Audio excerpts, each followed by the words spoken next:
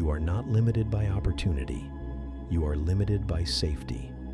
Your income does not rise to your ambition. It rises to the level your nervous system believes is safe to sustain. If growth feels unstable, if success creates tension, your body will quietly contract, and contraction caps income. Today, we're going to look at how your nervous system controls your earning capacity and how Ho'oponopono can retrain safety around success. When I say safety, I don't mean comfort. I mean nervous system regulation. Safety is what your body feels when there is no threat, and the nervous system does not differentiate between physical threat and psychological instability. If success once created pressure, if money once disappeared suddenly, if growth once led to overwhelm, your body remembers, not as a story, as sensation. So when income begins to rise again, the body asks one question: is this safe to sustain? If the answer is uncertain, tension appears. Shoulders tighten, breathing shortens, sleep becomes lighter, thoughts accelerate. That tension is not weakness, it is protection. But protection limits expansion. Income rises only to the level your system can hold without bracing. Anything beyond that feels unstable, and unstable feels unsafe. Let's make this practical. What does nervous system contraction actually look like in real life? It rarely announces itself. It shows up quietly. An opportunity appears, and instead of excitement, there is subtle tension. A contract increases, and instead of relief, there is pressure. Income rises, and instead of ease, there is anticipation. Not celebration. Anticipation. A quiet expectation that something might go wrong. You begin scanning for problems. You tighten spending unnecessarily. You overwork to secure what has already arrived. You mentally rehearse loss. None of this feels dramatic.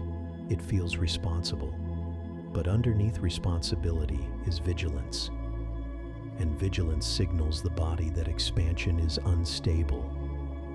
If success feels unstable, the nervous system will attempt to restore familiarity. Sometimes that looks like procrastination. Sometimes it looks like distraction. Sometimes it looks like creating new stress where there was none. The system is not trying to sabotage you. It is trying to return you to equilibrium. And equilibrium, if it has been shaped by stress, will limit growth.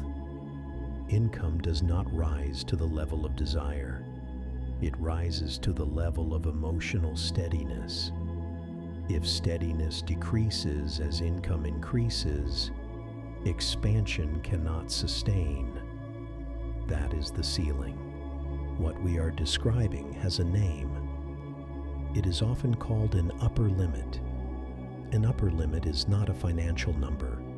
It is a physiological threshold. It is the point where expansion begins to feel destabilizing. Imagine your current income as a temperature your body is accustomed to. If it rises gradually, you adjust. If it rises quickly, your system reacts. The reaction is not about money. It is about regulation. When success exceeds regulation capacity, the body experiences mild threat. That threat does not feel like fear. It feels like restlessness, hyperfocus, overthinking, a subtle inability to relax. And because the nervous system prefers equilibrium, it will look for ways to restore the previous state. Sometimes that means lowering ambition. Sometimes it means unconsciously increasing stress. Sometimes it means self-doubt emerging at the exact moment growth appears. This is not weakness. It is a mismatch between capacity and scale. If your internal regulation has not expanded, external expansion feels unsustainable. and unsustainable success will not remain. The goal is not to force more income. The goal is to widen regulation. When regulation widens, capacity widens. And when capacity widens, income can stabilize at a higher level without triggering contraction. So how do you widen regulation? How do you teach the nervous system that success is safe? This is where Ho'oponopono becomes powerful, not as a ritual, not as superstition, but as a regulatory tool.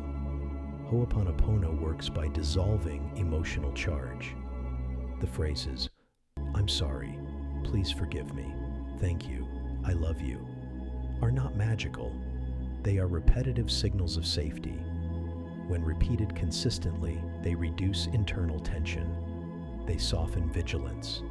They lower physiological guarding. And when guarding lowers, regulation increases. You are not convincing yourself to earn more. You are calming the body so it can sustain more. Each repetition signals, there is no threat here. Growth is not danger. Success does not require bracing. Over time, that repetition widens the threshold. What once felt overwhelming becomes steady. What once felt unstable becomes familiar, and familiar feels safe. When safe expands, income follows. Let's apply this directly. Right now, bring to mind a level of income slightly above where you are. Not double, not extreme, just higher. Notice what happens in your body. Does your breathing change? Do your shoulders lift slightly? Is there a subtle alertness? That response is information. It is not weakness. It is simply your current threshold. Now gently repeat internally, "I'm sorry, please forgive me, thank you, I love you." Say it slowly, not to force belief, but to signal safety. Again, "I'm sorry, please forgive me, thank you, I love you." Notice if the body softens even slightly, even 1%. That softening is regulation increasing. Now imagine sustaining that higher income for a full year. Not spending it, not proving anything, just holding it calmly. Notice again, is there anticipation? Is there pressure? Repeat softly, "I'm sorry, please forgive me, thank you, I love you." You are not apologizing for earning. You are clearing tension around holding. Again, "I'm sorry, please forgive me, thank you, I love you." Allow your breath to deepen naturally. Nothing dramatic, just steady. The nervous system learns through repetition. It does not learn through intensity. So we repeat safety until safety becomes normal. And when safety becomes normal, capacity widens. When capacity widens, income stabilizes at a higher level without strain. You do not need to chase expansion. You need to regulate through expansion. Repeat once more, "I'm sorry, please forgive me, thank you, I love you." Let the body settle, steady, calm, regulated. This is the state that sustains growth. This is the state that holds more. And when holding becomes natural, expansion becomes sustainable. Consider how this pattern unfolds over years. You experience a breakthrough, a new client, a promotion, a strong quarter. For a brief period, income expands, then something shifts. You begin working harder than necessary. You become hyper-focused on maintaining. You scan for risk. You tighten spending not from prudence, but from vigilance. Eventually, stress increases. Energy fluctuates. Opportunities feel heavier instead of exciting. And subtly, income returns to a familiar baseline. This is not fate. It is regulation seeking equilibrium. If your baseline nervous system state is mild tension, you will unconsciously recreate conditions that match it. Calm success feels unfamiliar, so you reintroduce pressure. Pressure feels normal. Normal feels safe. And safe maintains. Until regulation expands, baseline income remains tethered to baseline nervous system state. You are not capped by intelligence. You are not capped by effort. You are capped by familiarity. The body prefers the known, even when the known is smaller. The work is not forcing growth. The work is teaching the body that larger stability is normal. Let's bring this together clearly. Income is not primarily a strategy problem. It is a regulation problem. Strategy matters. Skill matters. Opportunity matters. But none of those override physiology. If expansion triggers contraction, income cannot stabilize at a higher level. If success increases vigilance, growth will feel unsustainable. The nervous system determines what feels stable, and what feels stable becomes your financial baseline. If stress is normal, you will recreate stress. If pressure is familiar, you will reintroduce pressure. If calm expansion is unfamiliar, you will unconsciously move away from it. So the work is not chasing more. The work is normalizing calm at higher levels. When calm becomes familiar, capacity widens. When capacity widens, income can remain elevated without triggering contraction. This is why repetition matters. Not motivation, not hype, repetition. Ho'oponopono works because it softens vigilance. It signals safety. It lowers guarding. And a guarded system cannot expand. A regulated system can. You are not trying to force abundance. You are teaching your body that stability can scale. That visibility is not danger. That responsibility is not threat. That growth does not equal loss. Over time, that lesson changes your baseline. And when your baseline changes, your ceiling changes. Not dramatically, not overnight. Gradually, steadily, sustainably. If you want income to rise, widen safety. If you want success to remain, regulate through expansion. Repeat quietly once more. I'm sorry. Please forgive me. Thank you. I love you. Not as magic, as maintenance, as training, as regulation. Steady breath, calm body, wider capacity. This is how income stabilizes at a higher level. Not through force, through safety. Before we finish, imagine something specific.